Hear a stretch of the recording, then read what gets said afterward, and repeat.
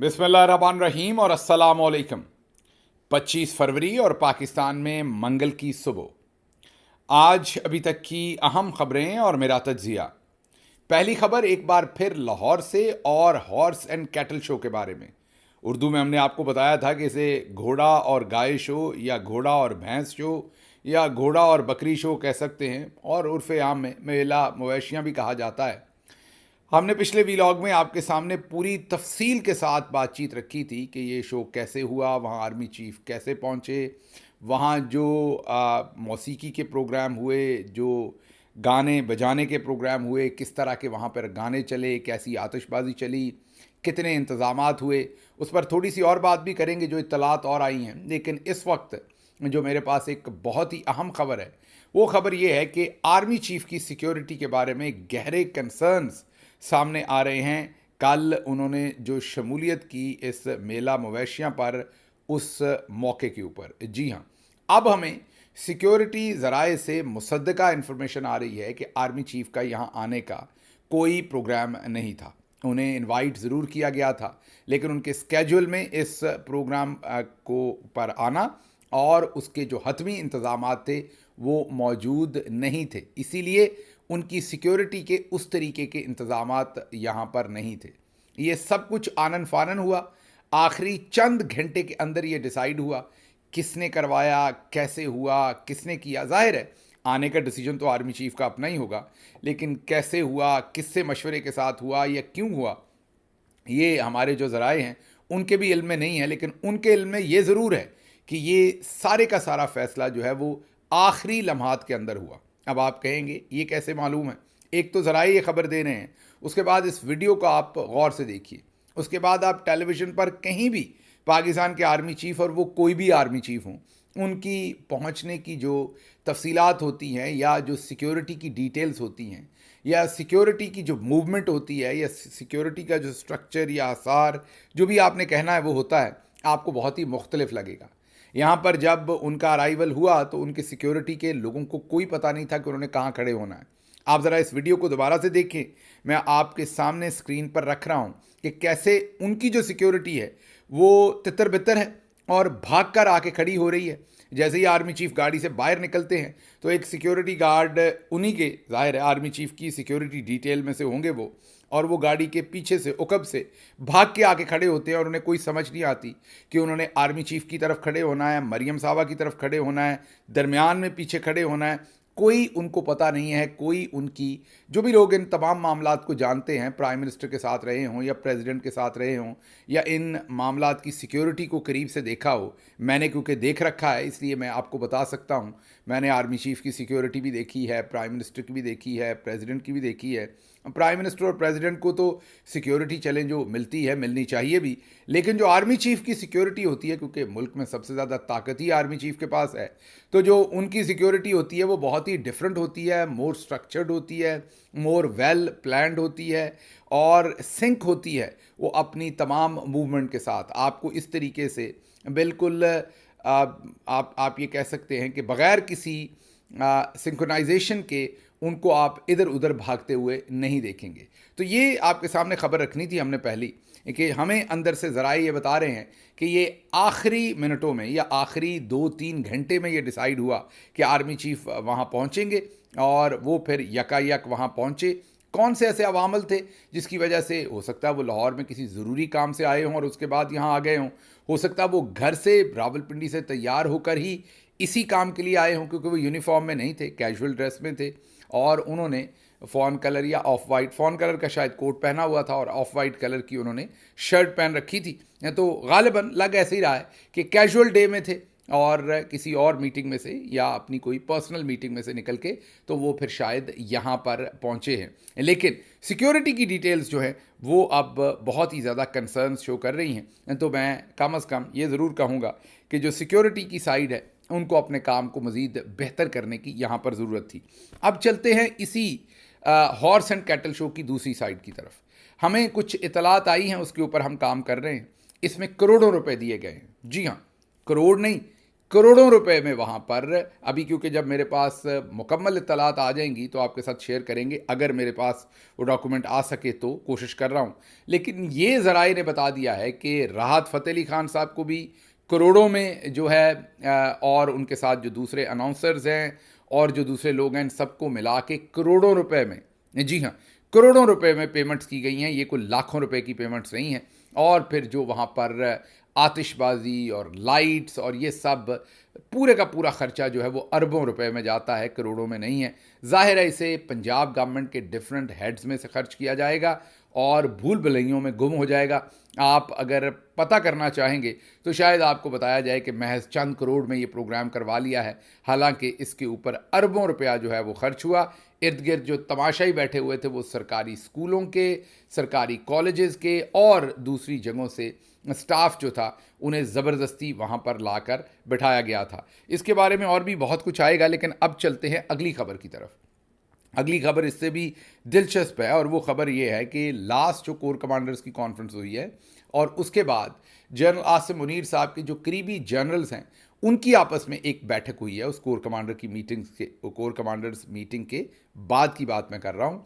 और उस मीटिंग में ये फैसला किया गया है कि अब अवामी राब्ता मुहिम शुरू की जानी है। जी हाँ, आपने इस सिलसिले में, और ये बहुत सारे टाउट साफ़ी पहले खबर दे चुके हैं, ये मैं कोई अनोखी खबर नहीं दे रहा, लेकिन आपको मैं सिर्फ कंटिन्यूटी बता रहा हूँ। जो खबर हमारी नहीं होती मैं खामखा उसका क्रेडिट नहीं लेना चाहता, ना लेना चाहिए। ये खबर बहुत सारे टाउट सहाफ़ी दे चुके हैं पहले से, लेकिन अब इसकी मंतक बनती हुई नज़र आ रही है और आने वाले दिनों में इसमें शिद्दत आती हुई नज़र आ रही है, इसलिए आपसे शेयर कर रहे हैं। फैसला ये हुआ था कि जो यूथ है वो हमसे बहुत दूर हो गई है, नाला हो गई है, नाराज़ हो गई है और हमसे डिस्टेंस हो गई है।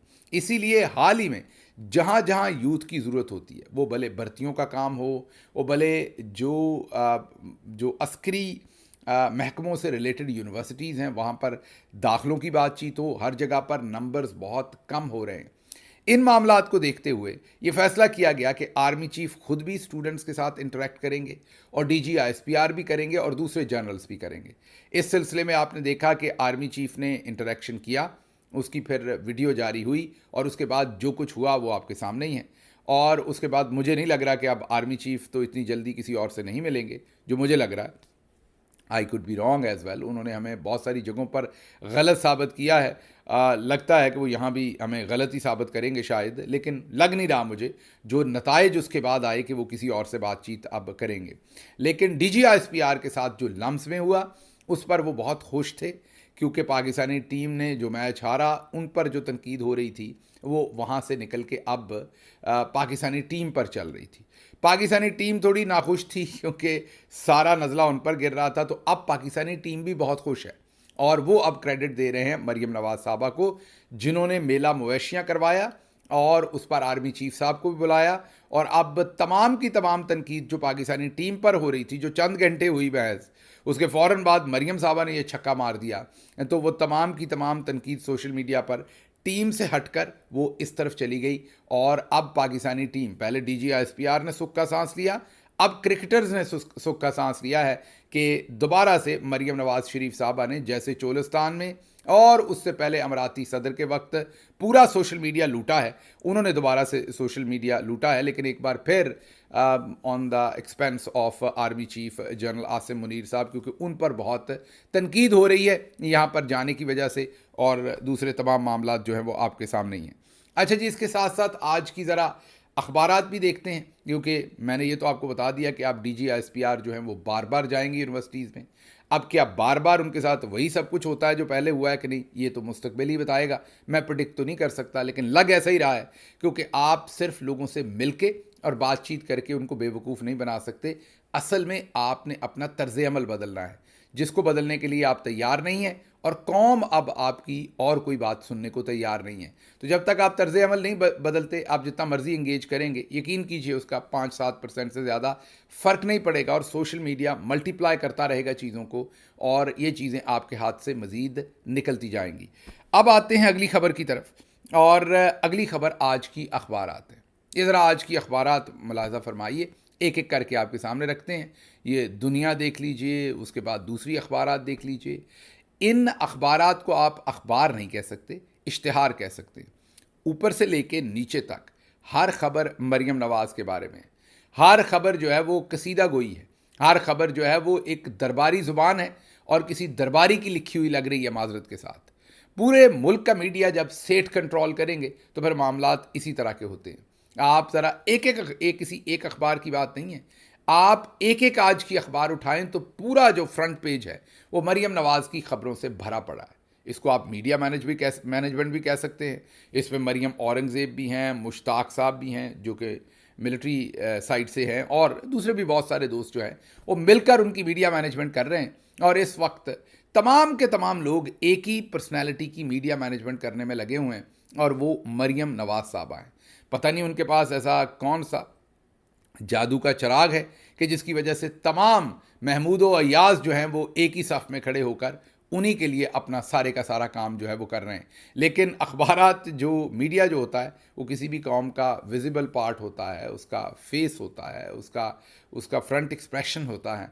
आप ज़रा, जब मैं आपको कहता हूँ कि हम 95% नहीं बल्कि 98-99% इखलाकी तौर पर दिवालिया हो चुके हैं, तो आज की अखबारात देख लें, आपको समझ हो जाएगी सब झूठ लिखा हुआ है।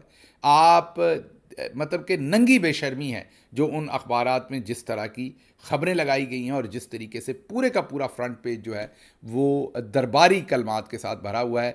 इस मीडिया से ऐसे ही तो आवाम खफा नहीं हुई, ऐसे ही तो आवाम इस मीडिया से दूर नहीं गई, और ऐसे ही तो आवाम ने इनको डिसोन नहीं कर दिया। लेकिन बहरहाल ये आज की अखबारात थी। अब चलते हैं जी अगली खबर की तरफ। अगली खबर अली अमीन गंडापुर साहब का बयान है। इस बयान को वो ट्रैक्शन नहीं मिली, वो अहमियत नहीं मिली जो मिलनी चाहिए थी मेरे ख्याल में। बयान उन्होंने बड़ा इंपॉर्टेंट दिया है। उन्होंने कहा है कि आर्मी चीफ ने मुझे कहा है कि 26 नवंबर को गोली हमने नहीं चलाई, जो कुछ भी हुआ वो वफाकी हुकूमत के हुक्म से हुआ। वफाकी हुकूमत ने 245 के तहत फ़ौज बुलाई थी। हम वफाकी इदारा हैं, इसलिए जो कुछ हुआ वो हुकूमत के कहने पर हुआ।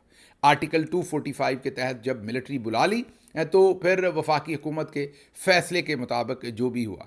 इसकी दूसरी रिवर्स साइड ये भी है कि जब 245 के तहत फ़ौज आ गई तो फिर जो किया फ़ौज ने किया। बहरहाल ये एक अलग बहस है। लेकिन अली अमीन गंडापुर साहब ने जो बयान दिया है इस पर कम अज़ कम उनकी सताइश करनी चाहिए कि उन्होंने अब वफाकी हुकूमत को और आर्मी चीफ को जो भी उनका मौक़िफ़ है वो आपके सामने रख दिया है। इसके ऊपर उतनी ट्रैक्शन ना ही पीटीआई की तरफ से मुझे देखने को मिली, मेरी अपनी जमात से। अली अमीन गंडापुर साहब ने तो मेरे ख्याल में बड़े टाइम पर बेहतरीन बयान दिया है, और अगर इसके ऊपर बातचीत हो, सवालात हों, इसके ऊपर थोड़ी सी एक इसका पेस और इसकी हैयत को डेवलप किया जाए तो ज़ाहिर है फिर वफाकी हुकूमत मजबूर होगी जवाब देने में कि ये कत्ल गारत क्या उन्होंने करवाई है। याद कीजिए 26 को ये कत्ल गारत हुई थी, 27 तारीख को शहबाज शरीफ ने खड़े होकर कत्ल गारत की तमाम जिम्मेदारी army chief general Asim Munir तमगा इम्तियाज़ मिलिट्री पर डाल दी थी। और ये याद कीजिए कि उस वक्त ज़ाहिर है हमने फिर आपको ख़बर दी थी कि शहबाज शरीफ पर पाबंदी लगा दी गई है कि आपने अब आर्मी चीफ़ की तारीफ़ नहीं करनी, क्योंकि जब शहबाज शरीफ को डांटा गया था कि आपने क्या किया तो उन्होंने कहा मैंने तो तारीफ़ की थी। फिर उनको मना किया गया था कि आप उनकी अब तारीफ़ भी नहीं कर सकते। उसके बाद आपने देखा था कि वो मोहसिन नकवी की तारीफ़ करना शुरू हो गए हैं। इसीलिए आपने देखा कि अब आर्मी चीफ़ उनसे डिस्टेंट होते जा रहे हैं और वो सूबों के मामलात में जा रहे हैं, ख़ुसूसी तौर पर पंजाब के जो फंक्शंस हैं उन पर पै दर पै वो जा रहे हैं और शहबाज शरीफ से ज़रा डिस्टेंस मेंटेन कर रहे हैं, क्योंकि उन्हें मना किया हुआ है। उनको ये लगा था कि ये जानबूझकर सारा मलबा आर्मी चीफ के ऊपर डाला। डलता तो उन्हीं के ऊपर है, ज़ाहिर है। जब 240 मेरा ओपिनियन है, जब 245 के तहत फ़ौज आ गई तो जो भी किया फिर फ़ौज ने किया। लेकिन बहरहाल जो उन्होंने अली अमीन गंडापुर को कहा वो अली अमीन गंडापुर ने आपके हमारे सामने रख दिया है। अब पाकिस्तान तहरीक इंसाफ के दूसरे लोगों का और मीडिया का काम है कि इसके ऊपर बिल्ड करे और हुकूमत से जवाब तलबी करे। जब आप हुकूमत से जवाब तलबी करेंगे, उनके पास तो कोई जवाब है नहीं, क्योंकि गोली उन्होंने क्या चलानी, वो तो फूंक नहीं मार सकते अपनी मर्ज़ी से। जो हुआ है वो ज़ाहिर है आर्मी चीफ़ की मर्ज़ी से हुआ है। लेकिन अब आर्मी चीफ़ जो है वो मलबा उन पर डाल रहे हैं, उन्होंने पहले आर्मी चीफ़ पर डाला है, तो ये समीउल्लाह कलीमुल्लाह समीउल्लाह हो रहा है। आखिर एक दिन तो किसी ना किसी को इसका जवाब जो है वो देना पड़ना है। लेकिन मेरे ख्याल में ये बयान बहुत इंपॉर्टेंट है, इसे उतनी मीडिया ट्रैक्शन नहीं मिली जितनी मिलनी चाहिए थी। अच्छा जी, अगली खबर आपके सामने आज़रबाईजान के दौरे की कहानी रखते हैं। जो आपके और हमारे फॉर्म 47 पर जीते हुए वज़ीर दिफा हैं ख्वाजा मोहम्मद आसिफ, उन्होंने एक नया ट्वीट किया जिसमें उन्होंने बताया कि शहबाज शरीफ जो हैं वो आज़रबाईजान से $2 अरब ले आए। अच्छा, मुझे भी थोड़ा सा झटका लगा, क्योंकि इसमें ना उन्होंने कोई अंदर की बात बताई कि ये किस मंसूबे पर ये $2 अरब जो हैं वो खर्च हो रहे हैं। हमारे जो ब्रदरली इस्लामिक कंट्रीज़ हैं, सऊदी अरब हो या यूएई हो या कतर हो या कुवैत हो, उन्होंने तो अभी तक $2 मिलियन की कहीं इन्वेस्टमेंट नहीं की। तो ये $2 अरब की, वो भी आज़रबाईजान जो ख़ुद बेचारा एक मुतवस्सित सा ही मुल्क है, मतलब उसके कोई हालात जो हैं वो पूरे पूरे ही हैं। जो लोग आज़रबाईजान गए हैं वो आपको बता सकते हैं वहाँ गुर्बत की शरह क्या है, और बहुत सारे लोग वहाँ पर सस्ता टूरिज़्म उनको लगता है क्योंकि वहाँ पर कीमतें कम हैं और सस्ती वहाँ पर जो पीआर की चीज़ें हैं, या वहाँ पर आप ये कहें कि फ़िज़ियोथेरेपी वगैरह बहुत सस्ती होती है, तो इसलिए लोग वहाँ पर चले जाते हैं क्योंकि ह्यूमन रिसोर्स वहाँ पर बहुत सस्ता है। तो सस्ते ह्यूमन रिसोर्स की वजह से ऐसे तमाम काम जो लेबर इंटेंसिव काम हैं उनकी वहाँ पर लागत कम आती है, और बहुत सारे लोग फिर इस वजह से भी उस मुल्क का रुख करते हैं। तो मैं हैरान हुआ कि उस मुल्क ने यहाँ पर कौन सी ऐसी इंडस्ट्री लगानी है। वैसे तो शहबाज शरीफ साहब के बहुत सारी इंडस्ट्रीज़ में इंटरेस्ट हैं, लेकिन मैंने कहा कहीं अपने इंटरेस्ट वाली इंडस्ट्री ना यहाँ पर लगवा दें, ला के टेक्नोलॉजी ट्रांसफ़र ना करवा दें आज़रबाईजान से। लेकिन बहरहाल ये मुझे नहीं पता था, लेकिन जब थोड़ा सा हमने इस पर गुप्त बात के ऊपर थोड़ी रिसर्च की तो पता चला कि ऐसी कोई इन्वेस्टमेंट नहीं आ रही। ये सिर्फ उन्होंने अपने कोई और दायमी किस्म की जो उनकी ख्वाहिशात हैं उनके तनाज़र में इन्होंने वो दौरा किया है, और वो क्या है वो आपको अभी हम थोड़ी देर में बताते हैं। लेकिन आपको सिर्फ ये बता दें कि आज़रबाईजान से हम खासी महंगी गैस ख़रीद रहे हैं, और पहले भी ख़रीदी थी। अब इसमें ख़दशा है कि किकबैक्स ना मिल रहे हों, क्योंकि शरीफ ख़ानदान तो मशहूर है किकबैक्स लेने में, और अब अगले 3 साल का मुआहदा जो है उसको एक्सटेंड करने जा रहे हैं। तो बेसिकली तो पाकिस्तान 3 से 4 अरब डॉलर की, या जितनी भी जो भी मालियत होगी, लेकिन कह रहे हैं कि 2 से 3 या 4 अरब डॉलर की शायद अशिया जो हैं वो आज़रबाईजान से ख़रीदेगा। तो मामला रिवर्स है, वो इन्वेस्टमेंट कर रहे हैं कि नहीं कर रहे, इसको आपको अभी बताते हैं। असल में हम वहाँ कर रहे हैं इन्वेस्टमेंट। तो पहली बात तो ये, अब शहबाज शरीफ ने यह ऐलान किया है कि मैं यहाँ पर जिस काम के लिए आया था उस काम का MOU अप्रैल में होगा। मतलब कि शहबाज शरीफ साहब एक दफ़ा पहले गए थे, अब गए हैं कि मैं उस इन्वेस्टमेंट पे बात करने जा रहा हूँ, अब अप्रैल में जाएंगे कि मैं उसे साइन करने जा रहा हूँ।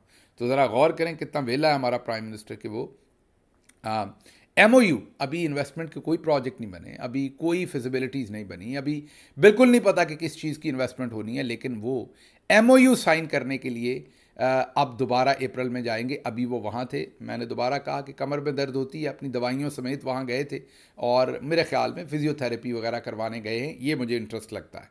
इसमें एक और इंटरेस्ट भी है, ये तो मैंने जो वहाँ पर गैस और दूसरे मामला तो बता दिए। इसमें एक इंटरेस्ट ये भी है कि अगर ये इस दफ़ा मुल्क से भागे तो कहीं आज़रबाईजान का रुख ना करना हो, ये दूसरा इंटरेस्ट है।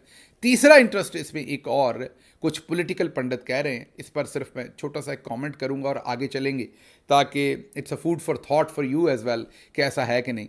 आज़रबाईजान जो है वो थोड़ा बहुत उसके इज़राइल से भी ताल्लुकात हैं, और मामलात उसके और साइड के ऊपर भी हैं।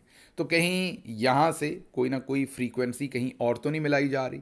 तो अभी फ़िलहाल मैं आपको यही फूड फॉर थॉट दूंगा। इसको सोचिए कि आज़रबाईजान के इतना करीब जाने का मकसद कोई और तो नहीं है, वरना वो बेचारा एक मुतवस्सित सा मुल्क है, उन्होंने हमारे यहाँ क्या इन्वेस्टमेंट करनी है, ये तो सब झूठ और धोखा है। अगली खबर आपके सामने इस्लामाबाद हाई कोर्ट से रखते हैं। बहुत ही इंटरेस्टिंग खबर है।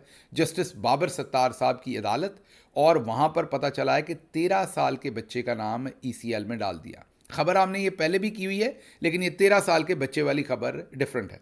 खबर की थी कि फैज़ान उस्मान नामी शहरी को पहले अगवा किया गया, और अगवा किया गया कि इसके दाइश के साथ ताल्लुकात हैं। पहले अगवा कर लिया गया जबरी तौर पर, अदालत में घर वालों ने रिट की तो उसे छोड़ दिया गया, लेकिन साथ ये क्लेम किया गया कि इसके दाइश के साथ ताल्लुकात हैं। अदालत ने कहा अच्छा सबूत ले आइए। सबूत अदालत को कोई ना दिए गए, और उसके सारे ख़ानदान का नाम नो फ्लाई लिस्ट में डाल दिया, ECL में डाल दिया। अब जब अदालत ने रिपोर्ट मांगी है तो पता चला है कि उस ख़ानदान में से 13 साल के बच्चे का भी नाम डाल दिया। जब जस्टिस बाबर सत्तार ने दाखिला के सेक्रेटरी से पूछा कि आपने क्या किया है, तो उन्होंने कहा कि सर गलती हो गई, मैं देख लेता हूँ। उन्होंने कहा ये कैसी गलती है, कल को कोई 6 महीने के बच्चे का भेजेगा तो आप नाम डाल देंगे, आप चेक नहीं करते किसका नाम डलवा रहे हैं, क्यों डलवा रहे हैं। तो ये तो गवर्नेंस के मामलात हैं, ये तो हालात हैं। और दूसरी तरफ जो हैं वो हमारी बातें हम सुन लें और हमारे दावे हम सुन लें तो हम नंबर 1 से ज़रा भी पीछे नहीं हैं। अच्छा जी, अगली खबर जो है वो उस्मान बुज़दार के बारे में है। मोहम्मद मालिक साहब ने ये 17 फरवरी को, आज से 5-6 दिन पहले या हफ्ता पहले एक ख़बर दी थी कि उस्मान बुज़दार को अब सुल्तानी गवाह बनाने की तैयारी कर ली गई है इमरान खान के ख़िलाफ़। अब टाउट ये ख़बर दे रहे हैं कि वज़ीर आज़म अपना वज़ीर आला पंजाब साबिक़ जो उस्मान बुज़दार थे, जिन्हें वसीम अकरम प्लस का टाइटल मिला था, वो अब एंटी करप्शन पंजाब के रडार पर हैं। मैं अभी आपको प्रेडिक्ट कर देता हूँ, ये ज़ुबानी जमा खर्च होगा, उस्मान बुज़दार को कोई टच नहीं करेगा, उस पर कोई सख्ती नहीं की जाएगी। हाँ, ये ज़रूर है कि अगर उस्मान बुज़दार को दोबारा से लॉन्च करना हुआ तो फिर उन्हें ज़रा थोड़ा सा मासूम बनाकर पेश किया जाएगा, विक्टिम बनाकर पेश किया जाएगा, क्योंकि अगर उनको पकड़ना होता तो 3 साल हो गए हैं हुकूमत को गिराए हुए, और 3 सालों में ये उन्हें पकड़ भी सकते थे, क्योंकि सारे इल्ज़ामात उन पर ही लगाते थे। तो अगर उन्हें पकड़ना होता तो 3 साल पहले उन्हें पकड़ लेते और उनके ऊपर मुकदमे भी बना लेते, लेकिन आपने देखा कि ऐसा कुछ नहीं हुआ, आइंदा भी कुछ नहीं होना। ये सवाए ज़ुबानी जमा खर्च के और कुछ नहीं है। ख़बरें और भी थी, लेकिन क्रिकेट की ख़बरें थी, वसीम अकरम के बयानात थे, दूसरी चीज़ें थी, लेकिन मुझे यहाँ से इजाज़त दीजिए। अब फ़िलहाल वक्त हो गया है, अगले व्लॉग्स में आपके सामने ये चीज़ें रखेंगे। अल्लाह आपका हामी और नासिर हो। पाकिस्तान जिंदाबाद।